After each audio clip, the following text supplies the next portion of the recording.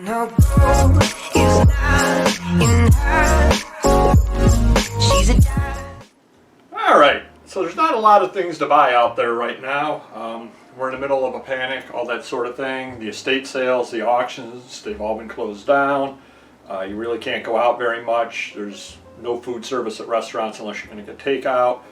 Basically only the essential things are open, pharmacies, grocery stores, things like that.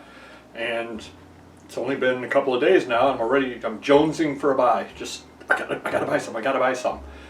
And then all of a sudden, I get a text from a dealer that I know that said, "Hey, are you in the market to buy things?" And I said, "Sure, why not?" He deals in gold, silver, comic books, those sort of things. He's got an eye for the things that I deal in, and he knows enough to pick them up, but he basically just flips to me at a good price. So he sent me a couple of pictures, and I was out and about doing something anyway, so I stopped by his place. He put the stuff all out there. I did a quick look through, a very quick look through, just kind of to verify what was there. He threw a price at me, $250 for this. I said, sounds like a heck of a price. And as I told him, he's always fair with me, and I want to continue to deal with him, so he's fair with me and I'm fair with him. And personally, I do like to deal with the dealers. A lot of people don't like to deal with dealers because they don't feel they're going to get great deals. I do very well dealing with dealers. They know I buy from them. I buy from them regularly. I pay cash. Don't haggle too much with them on anything, and it works out well for them because they pick stuff up while they're buying other stuff. It works out well for me because I don't have to go out to the buys that they go out to. So we're going to kind of jump in here, and to be quite honest with you, many of the things in here I don't even really know for sure what's in here because I just did a super quick look through because I know the guy is very, very fair. These I did see, these I did take a quick look through. Definitely will sell. 1940s TV magazines, radio magazines, movie magazines, that sort of thing. And they're actually in, they've got a little bit of damage, but they're fairly high grade for being the age that they are. So you can't go wrong with that. Shirley Temple, Roy Rogers, Frank Sinatra, all that sort of thing over there. So it's got a little damage on the top, but no big deal. So these alone will definitely sell. I won't get my money back off of these alone, but I'll do well enough off of those alone. Can't argue with that. These were nothing special, but they were literally a throw in a bunch of James Bond books over here that he had taken a look, and he said, "Anything on these?" And I said, "Not really." And he goes, "I'd take them." And I said, "Well, for taking them, I can't go wrong. Somebody will want to buy them. They look nice up on the bookshelf and all that sort of thing." Going to kind of go quickly through a lot of the stuff because, again, some of it's not particularly good. Pogo, that sort of stuff. I like that stuff, but it's not too great. Captain Kangaroo, some kids' books, probably throw that all together in a lot. Donald Duck in Disneyland, that'll always sell. Disneyland stuff always sells. It looks to be pretty good grade there on it. A bunch more, and this literally is about as fast as I went through the stuff when I was over there. So more kids' books. And with stuff like this over here, nothing too special, but you throw it all together in one lot because it's got a common theme there. The I can read about all by myself, beginner books. So things like that are always nice. And some of the stuff, like I said, I didn't get this far down in here, so you're seeing it the first time just like I am. Various programs, stuff like that, nothing too special. A couple of books, look like they're all from a set, so we'll throw them together in a lot there. Get something or other out of them. Swimming and diving. And put that away, sell it at Christmas time. Just a lot of stuff, and again, I'll go through it a little better. This looks like it's probably, yeah, Dr. Miles, I was going to say, that looks like it was probably from some patent medicine or something like that. So those will definitely sell. Dr. Pierce, yep. So neat stuff over there. Again, I don't even know what is down here at the bottom of this box here. Horizons, nothing too special. A couple of books, more books, another Pogo. Probably throw the Pogo together in a lot. They don't go particularly well. Big book of storybooks. Radio show there. Menu. Gotta find somewhere to put all this stuff at. See what these treasures are down here at the bottom. Oh, that looks nice. That's some kind of a movie program. That's nice. Another program. Ooh, some pretty good stuff hidden down here at the bottom. Oh, coffee. Can never argue with that. Oh, that'll sell for sure. That's just something or other that's just oddball enough. It's hardcover, looks like it's fairly well done. It would be for some kind of a convention, lots of ads and everything. Nice color ads, that'll sell. That'll definitely sell there too. Showgirls there at the World's Fair. So definitely mention World's Fair on that, June 64. That'll definitely sell as well. So that box alone gonna do very, very well on. Can't argue with that. More photo play, World War II stuff. Another photo play there, Shirley Temple. He asked if I did sheet music, and I do, but I also know he just wants to get rid of this stuff, so he just basically brought the whole thing out, and I just took a 2-second look through it. So I'm sure there's some good stuff in there. And again, you're buying it at the right price. It's older stuff. The condition isn't the best on it, but it doesn't really even matter. It more or less was a throw-in on the stuff that I bought, so he just wanted it gone. Nice flag cover there. He just wanted it gone, so I'll take it. Figured out what to do with it. Some other things here, pick magazines, things like that, which there's this other box over here is just a lot of this kind of stuff. US flag cover. Always mention the United States flag on there. Those definitely sell for sure.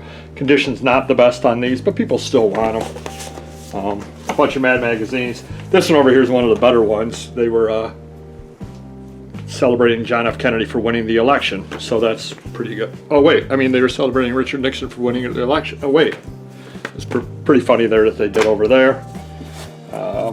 You know, more kids books, a lot more Mad magazines, just miscellaneous stuff, And I did a super quick look through.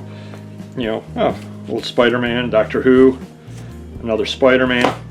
You know, nothing great in this box over here from the looks of it, but again, some of the stuff over here will sell. Punisher magazine, first issue. Star Logs, those aren't particularly hot, but you can always sell stuff. Official Strategy Guide, Final Fantasy X2. I'm sure somebody out there plays that still.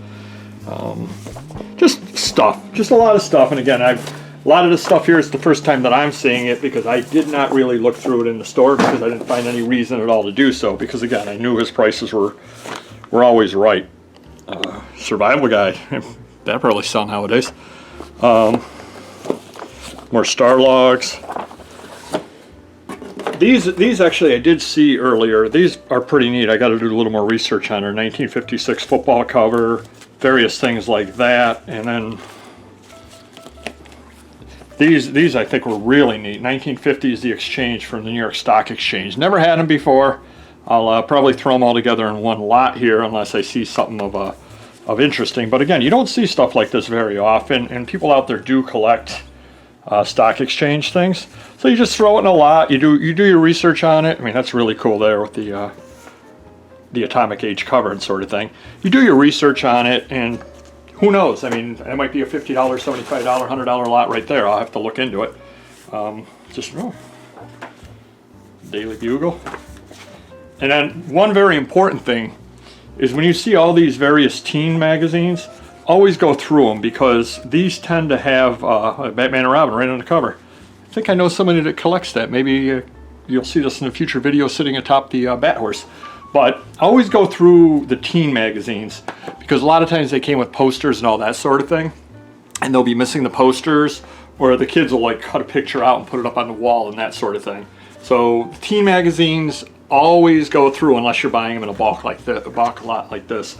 But if they are all clipped, you could still sell them in a lot. People still do like them. Just make sure you don't pay very much for them. And a lot of times the people selling them, the dealers selling them, don't know that they're clipped. And a lot of times if you point out to them that they are, you can get them real cheap because they're just going to look at throwing them away. You throw them in a lot and somebody else is going to want them. So it's a good way to make a couple of dollars off of those, and they still go to a good home. Savage Sword of Conan, nothing too special. Rambo 3, Rambo 3, Rambo 3. I'm sensing a theme here. Sherlock Holmes. Some Underground Comics, Doctor Who Technical Manual. I may need that to work my TARDIS later. We're almost down here to the bottom here. Another one of those exchanges. I think I've seen those before. We'll put that down with those. Star Logs, Ninja Turtles, definitely mention that. That'll sell. Edward Scissorhands, Terminator 2, Batman, I'm Batman. I'm Batman. Doesn't quite have the cachet of I'm Papergoy, but yeah, it'll work. Maybe Batman someday will be as big as Papergoy, who knows. More Batman, Mr. Magazine, just a lot of different things over here. And then this last box over here, and here's some more things. These were literally sitting on the counter, and he said, hey, take a look through them, anything in there you wanted, and I said, yeah, if the price is right, whatever. And he goes, just take them, just take them. You know, and something like this could be a $10, $15 trade paperback, who even knows? And again, he just was looking to move product out of there. He didn't have any expectations to be selling them anytime soon, so he just wanted to sell them. So stuff like this is good to list on eBay, good to list on Amazon. You just do a quick search on the ISBN there on the back, and you'll be able to sell stuff like that. That's got a little damage across the top, but still, I'm Batman. You know, a lot of different things. And then this over here, he had put out, sent me a picture of it, and these are Click magazines, and there's Look magazines, but there's very, very early Look magazines with a lot of covers, and this always amazes me. They made 2 million of that. You just wonder how many of those are left in circulation. That was in 1937, so they would have had the paper drive during World War II and all that kind of thing. Not that many of any of these looks left anymore, but you go through them. Oh, that one will definitely sell. The world's most beautiful Chinese girl. You go through them, you list the various things, and he asked me what I was willing to pay on something like this.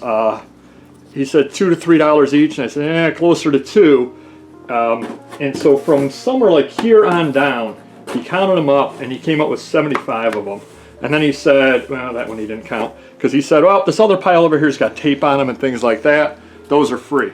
So he ended up just charging me on the better conditioned ones, and everything else he gave me a really good price on. So overall, it's a lot of fun to go through this stuff.